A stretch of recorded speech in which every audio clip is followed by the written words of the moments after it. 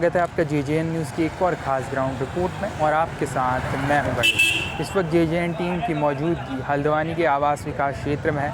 आपको बता दूं यहाँ पर एक महिला और उनके पति पहुँचे हैं। क्या कुछ ये पूरा मामला है इस ग्राउंड रिपोर्ट में हम आपको विस्तार से बताएंगे। उनकी जो माँ है वो बीते कुछ समय से लापता चल रही है। इस खास ग्राउंड रिपोर्ट में हम उन दोनों लोगों से बात करेंगे और जानेंगे क्या कुछ ये पूरा मैटर है, कब से जो उनकी माँ है वो लापता चल रही है। तो चलिए बिना किसी देरी के उनसे बात करते हैं और जानते हैं इस खास ग्राउंड रिपोर्ट में। नमस्कार सर, आपका नाम? मेरा नाम चंद्रशेखर जोशी है। सर क्या कुछ सबसे पहले तो ये बताइए क्या कुछ मैटर है, जिस प्रकार से आपने हम लोगों से संपर्क किया, क्या कुछ ये पूरा मैटर है उसके बारे में थोड़ा सा। सर ये बताना चाहूँगा मैं कि ये मेरी वाइफ हैं जी। चंपा जोशी। इनकी माताजी गोलापार खेड़ा में रहती हैं। इनका मतलब मायके है, वहाँ मेरा ससुराल है। अब क्या हुआ कि 26 नवंबर 2025 को मेरी सास अचानक गोलापार खेड़ा चौकी के ठीक सामने से लापता हो जाती है।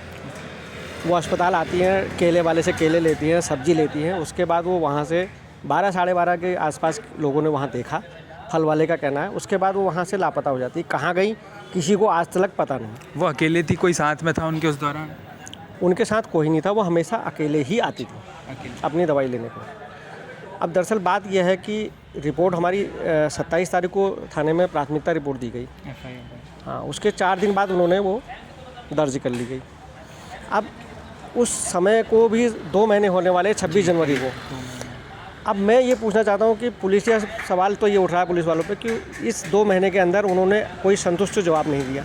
जैसे आपने बताया 2 महीने हो गए, तो इस दौरान आपने कई बार पूछा होगा, तो किस प्रकार का रिस्पांस रहता है कि जांच कर रही है, क्या बोला जाता है पुलिस की? बस जांच ही हो रही है, सब जांच ही हो रही है आज तक। और आज हमें पता चला, मैं काठगोदाम थाने में गया था आप लोगों से मिलने से पहले।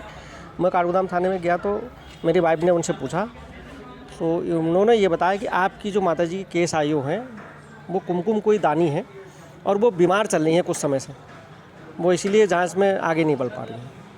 अगर आपको लगता है कि भाई ये जांच अगर गंभीरता से लेनी चाहिए थी तो आपने केस आईओ भी सही रखने चाहिए थे भी नहीं, और नहीं तो फिर आपने जांच किसी और को सौंपनी चाहिए थी अगर वो अस्वस्थ हैं तो, क्योंकि सीनियर सिटीजन का मामला है और आप लोग उस पर बिल्कुल गौर नहीं कर पा रहे। और हमें थोड़ा सा शक भी है क्योंकि उन्होंने कुछ टाइम पहले जी अपनी ज़मीन बेची थी 1 करोड़ 38 लाख रुपए की।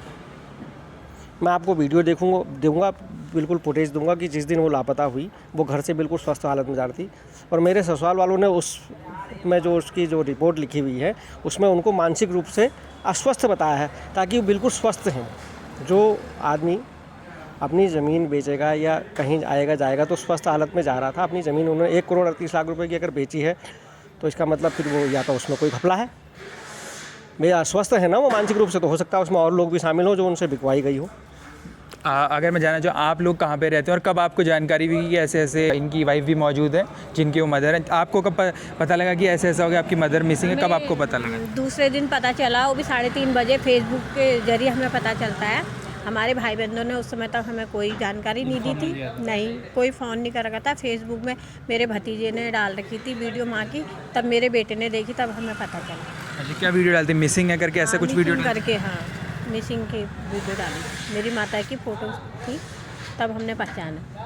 जैसे अभी सर ने भी मेंशन किया कि कुछ ज़मीन, उससे कुछ समय पहले उन्होंने ज़मीन बेची, तो उसकी जानकारी आपको थी? उसकी जानकारी किस प्रकार से ऐसे कुछ ज़मीन वगैरह बेची गई? उसकी जानकारी भी मेरे को काफ़ी टाइम बाद चली, जब उससे पहले मेरी माँ ने उस ज़मीन को मेरे नाम पर करना चाहा था, तो माँ ने उसे ठेके पे दे रखी थी 50,000 रुपये साल के हिसाब से। तो 1 साल का कॉन्ट्रैक्ट था मेरी माँ ने ईंट वाले को।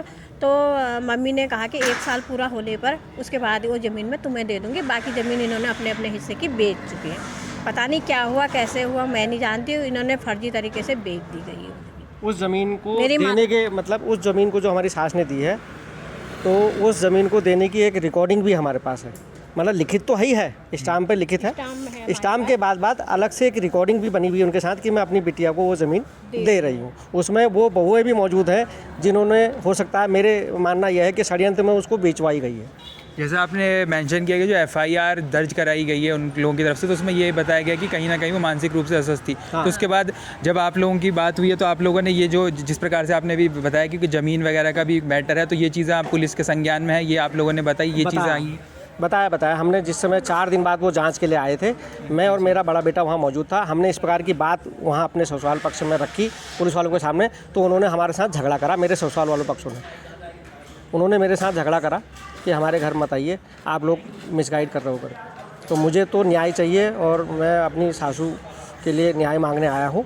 मैं चाहता हूँ कि जो भी इसमें केस आए हुए हैं या पुलिस कप्तान है, जो भी इस केस में अगर नज़र बनाए रखे तो बहुत बढ़िया रहेगा, समय से हमें न्याय मिल जाए। जिस प्रकार से आज आप यहाँ मिलने आए थे, आपने हमें बताया कि अभी अधिकारी मौजूद नहीं, कि 26 जनवरी चल रही है, तो अधिकारियों से आपकी क्या मांग रहेगी? साथ ही जैसे आपने बताया अभी करीब 2 महीने का समय बीत गया है, तो कहीं ना कहीं अब जो है कुछ अनहोनी की आशंका, इस तरह की चीज़ें आती, क्योंकि काफ़ी लंबा समय बीत गया है। तो क्या कुछ आप, जो भी उच्च अधिकारी इस रिपोर्ट को देखा, क्या कुछ आप यहाँ से JJN न्यूज़ की तरफ से उनके सामने अपील करना चाहेंगे इस मामले में? सर धन्यवाद आपका, आपने हमारी बात रखी और हम यही चाहते हैं सारे उच्च अधिकारी जो भी हमारी इस न्यूज़ को देखेंगे, हम चाहते हैं कि हमारा पूर्ण रूप से सहयोग करें माताजी के साथ। इस 2 महीने में हो सकता है कोई अनहोनी हुई हो, क्योंकि 2 महीने में अगर वो नहीं मिल पा रही है, क्योंकि हमने भी बहुत कोशिश करी, अपने तरफ से हमने भी बहुत प्रयास करा, बहुत दूर दूर जा चुके हैं, लेकिन हमें तो मिल पा रही नहीं। हमें सबसे अनुरोध है कि जो भी इस न्यूज़ को देख रहे हैं, जो भी अधिकारी भी देख रहे हैं या आमजन भी देख रही हैं, तो हमारी माताजी को ढूंढने में हमारी कृपा करें। तो देखा आपने हमारी इस खास ग्राउंड रिपोर्ट में, हमने आपको दिखाया किस प्रकार से एक महिला यहाँ पर पहुँची थी, जिनके साथ उनके पति भी मौजूद थे। उनकी माँ करीब 2 महीने से लापता चल रही है, जिसके लिए उन्होंने पुलिस में गुमशुदगी भी दर्ज कराई थी। इस खास ग्राउंड रिपोर्ट में उन्होंने हमें तमाम चीज़ें बताई, किस प्रकार से उनकी जो है माँ लापता चल रही हैं। 2 महीने का समय बीत गया है। पुलिस जांच को लेकर भी उन्होंने कुछ सवाल उठाए। साथ ही उन्होंने ये भी बताया कि जिस प्रकार से उनकी माँ की तरफ से कुछ समय पहले 1 करोड़ से अधिक की जो ज़मीन बेची गई थी, तमाम पहलू उन्होंने इस घटना को लेकर सामने रखे। ऐसे में उम्मीद करते हैं कि इस मामले की जो है पुलिस की तरफ से निष्पक्ष जांच की जाएगी और जो भी मामले में सच होगा वो सामने आएगा। साथ ही जिस प्रकार से महिला, करीब जो बुज़ुर्ग महिला है, उनकी जो माता है, वो करीब 2 महीने से लापता चल रही है, जल्द ही पुलिस उनकी बरामदगी भी करेगी। फ़िलहाल के लिए इस खास ग्राउंड रिपोर्ट में इतना ही। हल्द्वानी शहर और उसके आसपास जुड़ी ऐसी तमाम खास खबरें और ग्राउंड रिपोर्ट्स के लिए आप बने रहिए JJN न्यूज़ के साथ। अभी के लिए मुझे दीजिए इजाज़त। मैं गणेश अपने सहयोगी अंकुर के साथ, JJN न्यूज़ हल्द्वानी।